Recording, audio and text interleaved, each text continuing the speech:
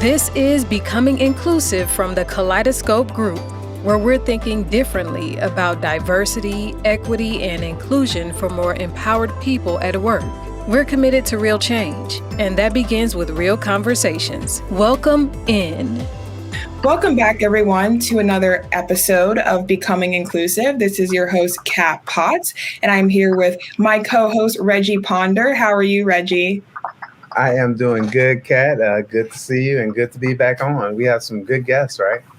Yeah, we do. And I'm super excited about this topic. Today, we're going to be talking about cross-cultural management and how it intersects with DEI. And we have Ms. Trisha Carter, who's been on before, global engagement leader and organizational psychologist. Hey, Trisha. Hey, it's great to be back. Thanks for having me again. Yes, we love having you on. And we have a newbie, Yola Kapai, Global Client Services Manager. Hey, Yola. Hello, happy to be here. Yes, we love having new faces on, so this is awesome.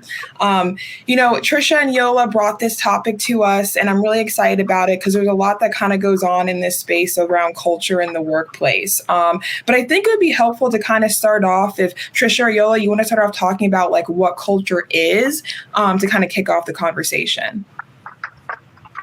Yeah, sure. So we can start with what culture is and then maybe leap to how it impacts on DEI and then come back to a little bit more of unfolding about culture. So culture, when we talk about culture in terms of countries, in terms of nationalities, ethnic groups, we often just fall to that definition that we often think of as organizational culture. It's the way we do things around here. That's probably the most informal aspect. One of the researchers in the area of cultural understanding, Hofstede, he referred to it as the collective programming of the human mind. And really what it is, it's the way that our parents shape us as they raise us. It's the way they teach us what is right, what is wrong. And that tends to be different in different countries. And so the way that we are raised, the things that we are taught, our good values, is part of our culture. And so, as Hofstede said, what that does is it sort of programs our mind in a certain way so that we think in a certain way. Yola, what do you reckon? Yeah, for me, when I was first introduced into the topic, for me personally, I think also for a lot of people, when we think about culture, we think about the foods that people from one country eat, the dresses, the traditional dresses, the dances. So when we talk about intercultural management, I see that people are a little bit confused. Like, what do you mean? Like, what are we managing here? Like dances and food? But no, we talk a little bit about the science behind what Trisha was explaining a little bit before of that framing of our understanding based on the collectivism where we are, the society where we are. And in our industry, let's just say, we have a quote which says, it is like the water for the fish. The fish doesn't realize that there is water around, but that is the whole framing. There is the environment where the fish is swimming. This is how culture is for us. It's the environment where we're going. It is the social norms that we're having. And it's things that we just take for granted. This is how things are.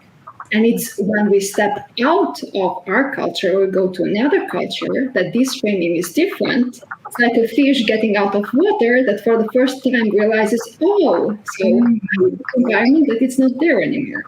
I think it's a good metaphor as well. Yeah, it is. It's fantastic. I remember when I first moved from New Zealand, where I had grown up, to Australia, there were some things that were different. Historically, things were unexpectedly different. And there were some things, and it threw me because I expected things to be the same. We're neighbouring countries, we speak the same language, we have some similarities of history, but there were differences.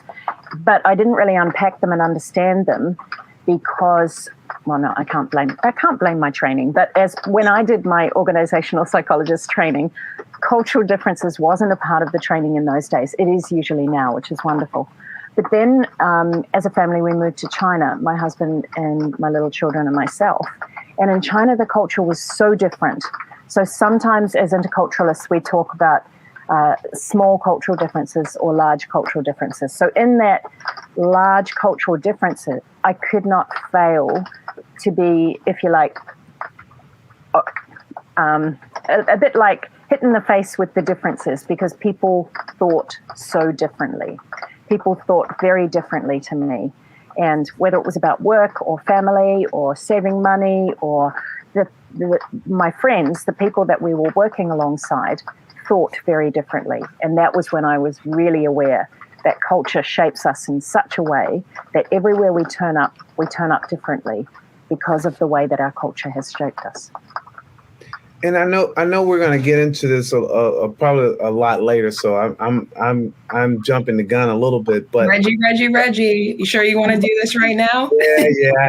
I have to ask the question because Trisha just made me have to ask the question. But that causes some serious problems, correct? It can do. Yeah, so it can create challenges.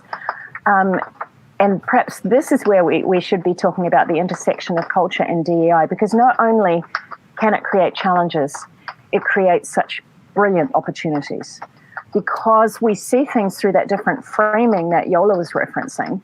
So the frames that we see things through means that whatever problem we're sitting with, Yola and I, we work together a lot and we see things from different angles. And that is the beauty of diversity, as we all know.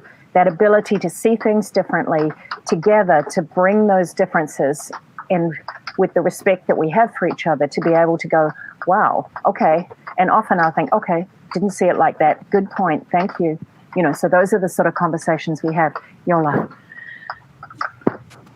Yes.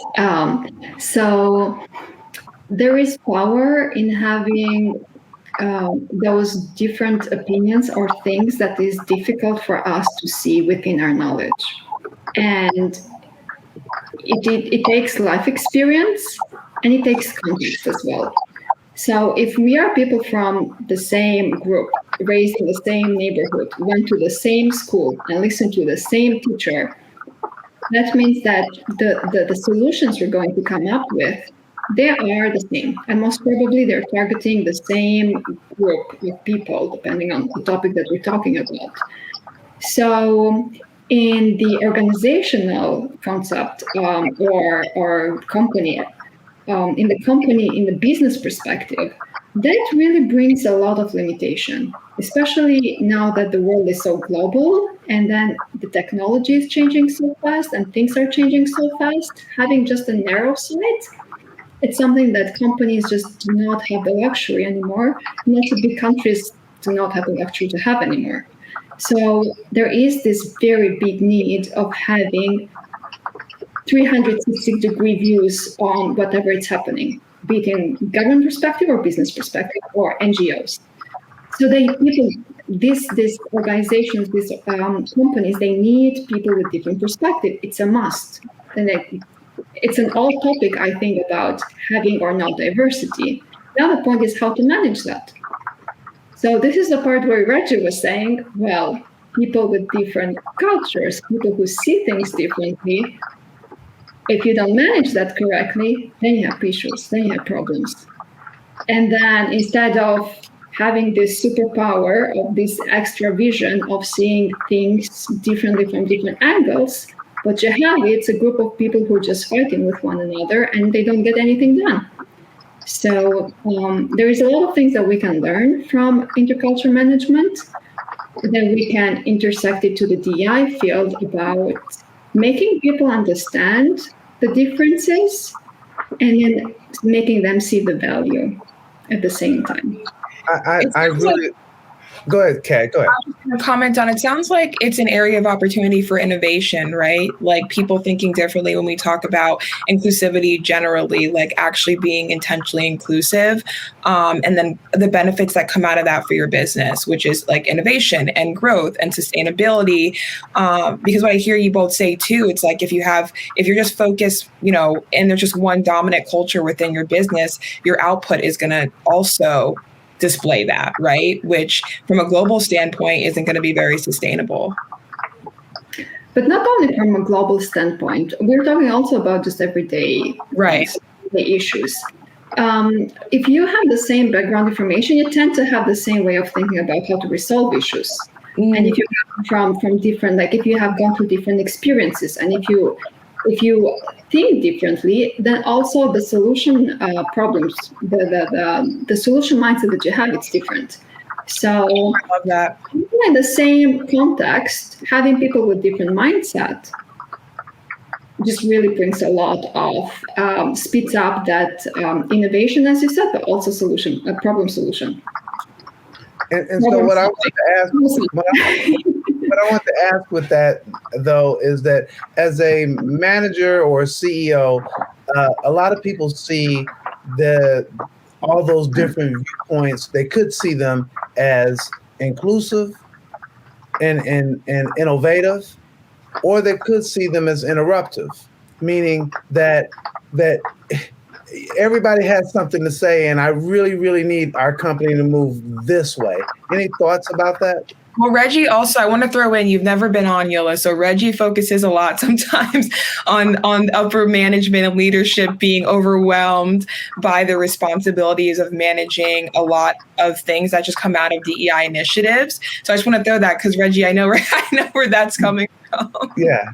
I'm always thinking about why we get pushback, because we always get pushback on this DE&I, and I like how you're talking, how both of them intersect, but at the same time, I'm trying to run a company. I want to move this way, and you're telling me that there's going to be all this innovation. It's a great opportunity to once I open up the floodgates, but at the same time, it's interruptive. It's stopping the flow. It's taking longer. Help me! Exactly. I think undoubtedly for each of us as individuals, our easiest and most natural way to operate is the way that we were raised. And so we can comfortably fall back to that, whether we are a CEO or, whether we are a person within the organization.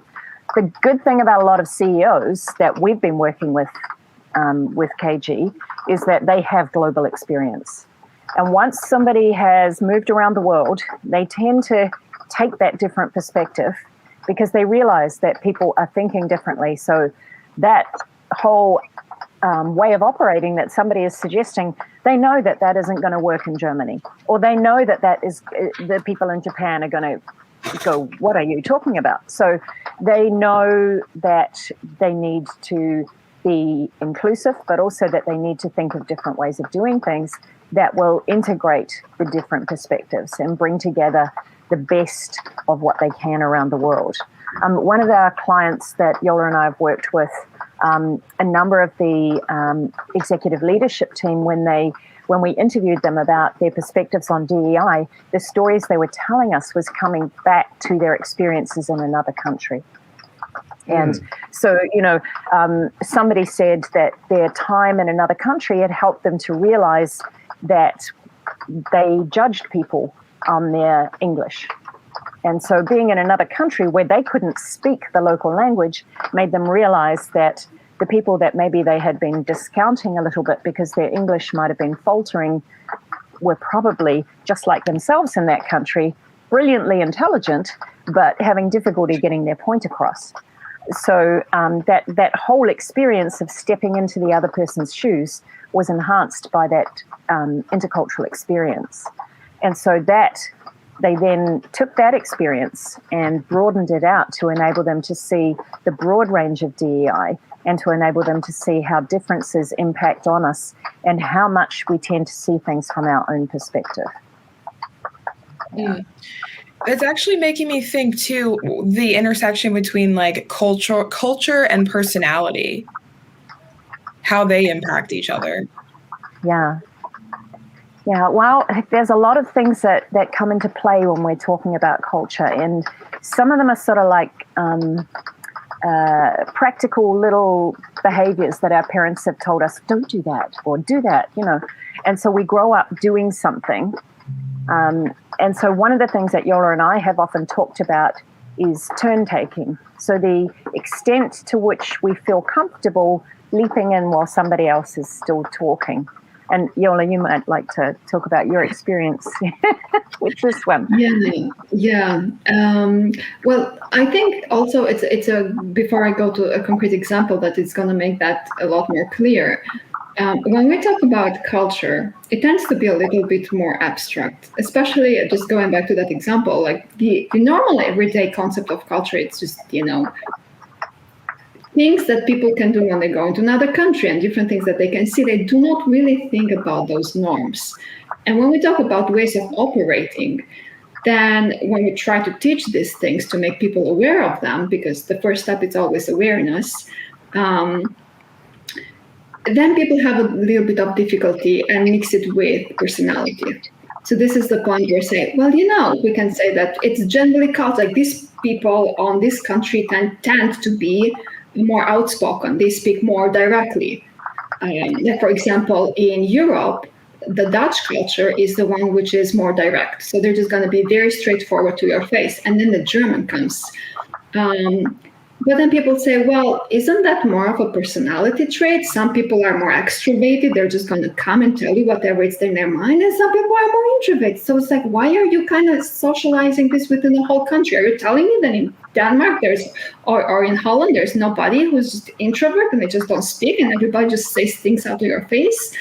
And this is the part we have a little bit of, especially if you have not experienced going to different countries and then having that culture differences coming into your face, it's a bit more difficult to understand of what do we generally as a country believe that is the best way and what is the personal differences. And I think, Trisha, you're a lot better into explaining these differences, so I'm passing the ball over to you. So when Yola was referencing the direct and indirect, I wanted to start with turn taking because I feel like that's easier than direct and indirect, but she leapt right in there. So this is a difference between us. She is very comfortable leaping right in there. This is one of the aspects of her culture that she has grown up with. When we think about direct and indirect communication, we will always be thinking from the perspective that we were raised.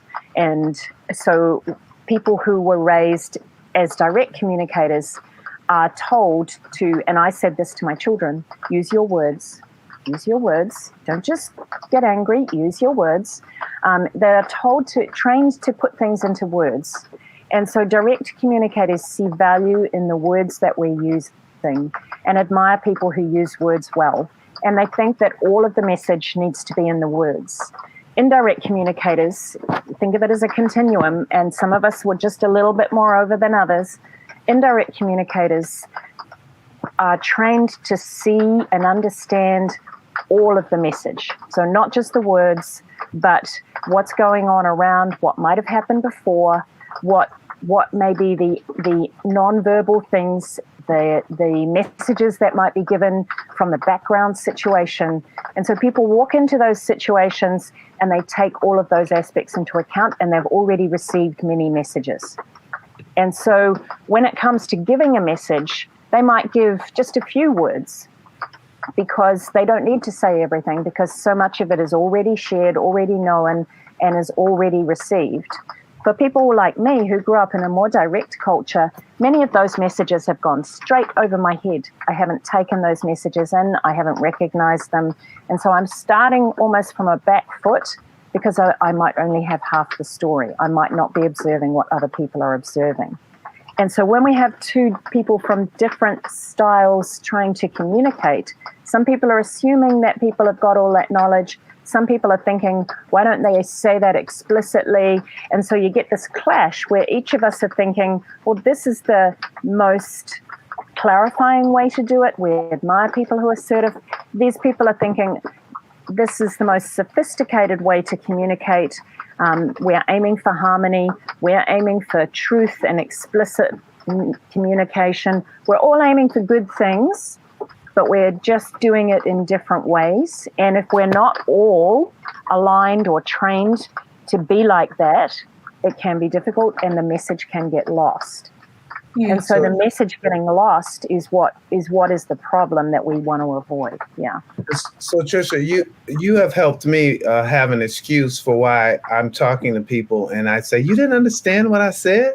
So thank you so much, because then I can just use that and say that to people all the time. But seriously, that is why I think we miss a lot of communication. And I really like your example there, is that someone who might use words, sometimes those people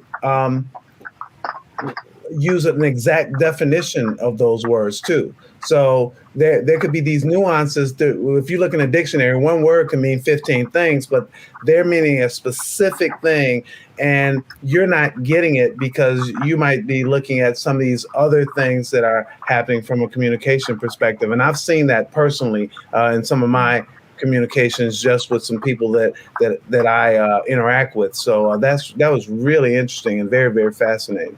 And it made me think too that in like a workplace context, if you're trying to develop a team, right, you can't have this sort of like one size fits all style of communication, and you have to be open to what someone else's style is. Because I'm just thinking to myself when I was managing people, and it's so easy to be like, say what you mean, or what do you need, or like, was that not clear? Like, it's so easy to kind of do that. And I think that's kind of almost a norm still in those workplaces, and there's not much space left for like the fact that like maybe it's just a culture thing, right? Which is okay, but you have to have patience and openness to learn, because that doesn't mean a person could seem ineffective because you're not connecting those dots, those cultural dots, right? So there's so many missed opportunities. They're just not kind of thinking about all the great points that both of you are bringing up right now. But again, now I'm having flashbacks of when I've managed people, whether it even be like school projects or professionally, where I'm like, oh, maybe this individual just, for them, it just wasn't a norm, like in that way, where for me, it was. Yeah. I go back to a very concrete example that a friend of mine was going through. She's Austrian, and they tend to be polite, but a little bit more direct, generally speaking. So she was applying there was an open tender to offer her services to UN office, and that was in London. So she put her application, and then she was contacted back. But I don't know, I guess you know that the UK tends to be over polite and the messages are completely hidden. So the person from the UN who contacted her back didn't have the budget, but she really liked the proposal. Just like they couldn't go and say, oh, sorry, we're just like, we're too cheap.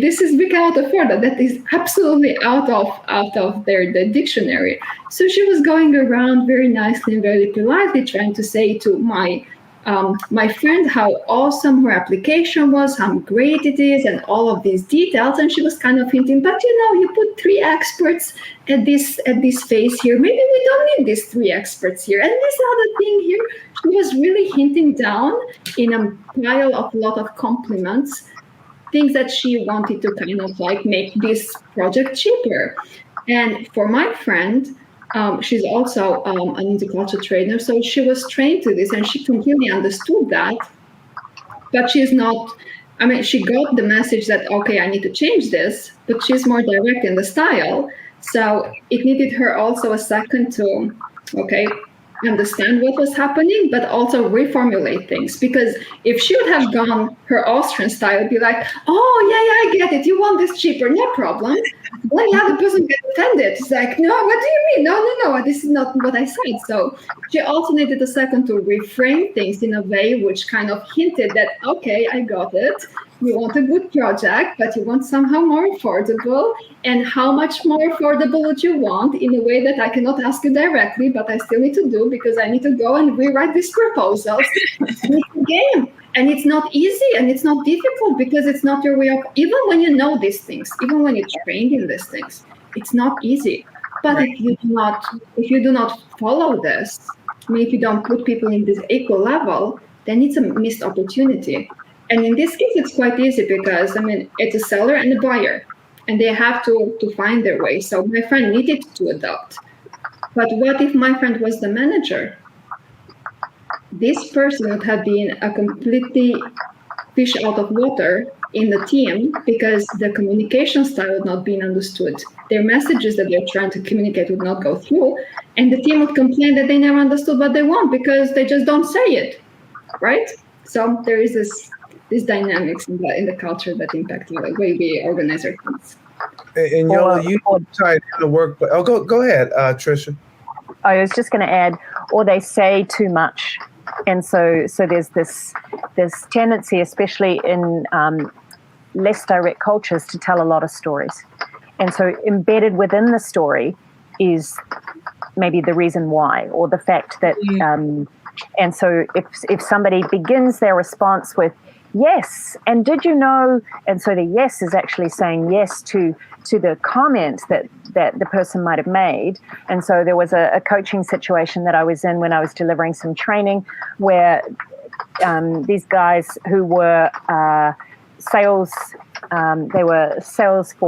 representatives for different regions, and they had problems with their manager having set sales targets, and their manager was an expatriate and they were in a Pacific island, and they said it's very difficult to get our boss to understand why we can't do things. And I said, tell me how you try and say that. And so we role played it, and they were telling all these stories about what was going on in their regions without actually saying, and this will mean that sales will be impacted. So they were telling the story and hoping that the boss got the message, but they didn't want to be that explicit, because that would have been insulting to the boss, because the boss is intelligent and he's going to get the message. Those were the assumptions that they were making, that the stories told the story. But the boss is probably, because I knew the boss, had probably switched off thinking, oh, there they go, they're telling me some story again. And so the boss is no longer even listening because it's an involved story, but really it's around why the sales targets are inappropriate for that region. So it's important. And so you've got these messages that are just missing each other. This communication is missing. And so there's that element that Yola was saying where sometimes people will judge. And so that, I could imagine that the boss might be thinking, oh, good Lord, I wish that Trisha had taught these guys how to speak more, how to communicate better, whereas they were communicating well from their perspective, but not from his perspective. So it's that sense of trying to get people to recognize that there are different styles, and maybe you could try something a little bit different, or maybe you could listen a little bit differently. Sorry for jumping in, Reggie. And so when you say that, Trisha and Yola, I'd be interested to understand, how do we apply this? Because it's so important as we're talking about it. And Kat said she's looking back at some times on what she had, and I'm doing the same, and now I'm embarrassed. Thank you very much. What are people to do? Because our workplaces, our play places are becoming more multicultural than ever around the world. So I'm not speaking U.S., I'm talking about around the world.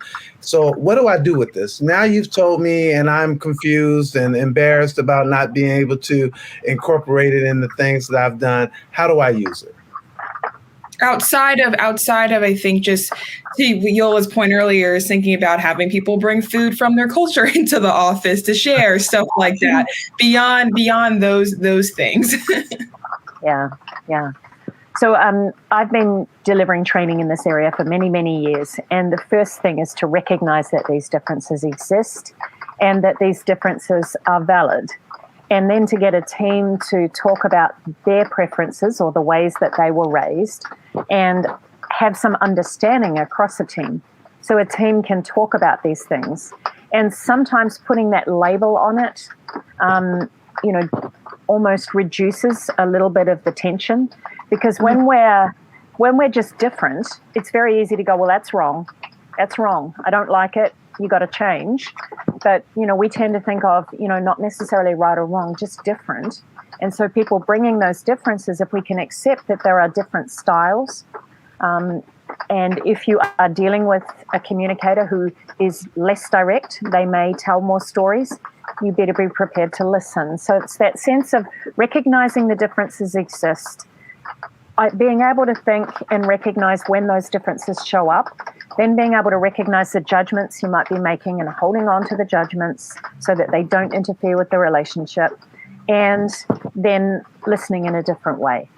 So, I would always teach people don't just hear the yes, because the yes might not mean, yes, I agree, yes, you're right. It might mean, yes, I've heard you, and then there are other things to come. So don't just listen to the yes, listen to what comes after the yes. And if you're asking questions, try and ask them open-endedly. All of the things that we would normally train people for diversity are the same things that do work here. But before we do that training, giving them an understanding and a recognition of how different values might show up in the workplace and how we ourselves have been shaped by that, the socialization that we've been given by our parents. They raised us to be so good and operate so well in our own society. Not necessarily outside of our own society. So we need to unpack, if you like, how we've been raised so they recognize how things might be similar or different for other people. Any thoughts on that, Yola? Yeah. When we do business globally, it's a lot easier to grasp it, because by definition, it's a different culture. It's a different way of operating. So if the US is going to Germany or they're going to Japan, they know it's going to be different. They need to learn. And they know they need to bring some people over because they need to manage also the country. So they need somebody to come over in the US headquarters. And it's a given. Okay, so this is where we bring people in, like Trisha, who has a degree and she does this professionally to teach these differences. It takes a little bit time to grasp, but it's a default that there are these differences. You need to know to learn how to manage, or else you cannot operate and do business. When this is the part that we want to connect with intersecting into DEI. So it's like, but what does it happen when we're in the country? And these are minorities. So they have their subgroups of operating, which is different from the majority of the culture. Now we don't have the business case of, well, this is the country we need to go, but we do have it in the sense of it's a market. It's a marketplace if we see it like that. At the same time, there is also, like as we said before, there is also a point of view that can come with different solutions or innovative ideas. So now what we want to bring out from this discussion is that the main core that we teach in intercultural communication is that there is different operating styles. They're no better, they're no worse. And just because you're the majority does not mean that your way is right and the other people get the highway. What it means is see it as different, not worse, and then try to be more inclusive, to understand where is it different, where do you need to tolerate the difference so that you can get the best out of these people who come from these minority groups, which are different, and they can bring you so much value in your company and make you a lot better than the other people who are a lot more homogeneous. So we've talked a lot here, and we are actually going to have both of you back to talk a little bit more, because it really is so fascinating. But Yola, what I get from what you said is not just see as different, see as valuable. Is that a stretch? Yes, it's a reality out there. If we just have one homogeneous group, we're not going to survive. And things today are changing so quickly. We close our eyes and there is new technology. There is a new crisis somewhere. There is new policies happening. We cannot keep up. But if we are people from different backgrounds, each one is keeping up with something, so we bring them together, and it's easier for us to survive. So at this point, honestly, it's not even anymore the question of is it or not innovative. It is, do we want to embrace it and move forward and survive as a company, or do we want to have our defense mechanism on and then say, well, nah, too different, I don't know how to manage, I'm having a crisis, why do I do this? Wow. Trisha, I'd love to give you the last comment here. I was thinking, as Yola was saying, how for many people it's not easy. And so there's a lot of learning that has to be made. And, that's learning that we support people in, that we support leaders, we coach them, we train people. And so we can, this is something we can do. We can all step into this reality of broadening our experiences and broadening our horizons. not just with, different music and different food, but with different ways of thinking as well. Wow. That is great. If you don't know, that is Yola right there. That is Trisha right there. My co-host is Catherine Potts. I am Reggie Ponder. This is another episode of Becoming Inclusive, and we really appreciate both of you guys for joining us. And don't forget, everybody, like, share, comment, tell us what you like, and tell us what you don't like as well. All feedback is appreciated. Thanks for joining us, and a special thanks to our subscribers. Consider becoming one today. Becoming Inclusive is presented by the Kaleidoscope Group, your full-service diversity, equity, and inclusion partner serving clients worldwide. Learn more and continue the conversation at kgdiversity.com.